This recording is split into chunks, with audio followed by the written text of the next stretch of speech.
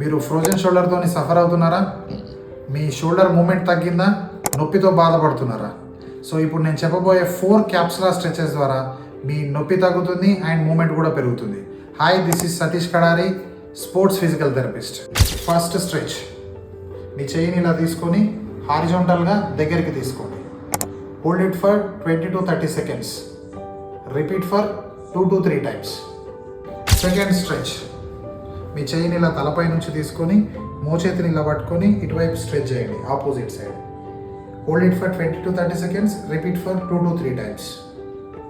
Third exercise, మీరు ఇలా ఈ భుజం పైన పడుకోండి, ఎల్బోని ఇలా ఫ్లెక్స్ చేసి ఆపోజిట్ హ్యాండ్తోని కిందకి ప్రెస్ చేయాలి. సో 20 to 30 seconds హోల్డ్ చేయండి, 2 to 3 times రిపీట్ చేయండి. ఫోర్త్ స్ట్రెచింగ్, మీ చెయ్యిని ఇలా గోడ వైపు పట్టుకొని గోడ వైపు ఇలా దగ్గరికి వెళ్ళండి. మీకు ఇక్కడ షోల్డర్ ముందు భాగంలో స్ట్రెచ్ వస్తుంటుంది. Hold it for 20 to 30 seconds. Repeat for 2 to 3 times.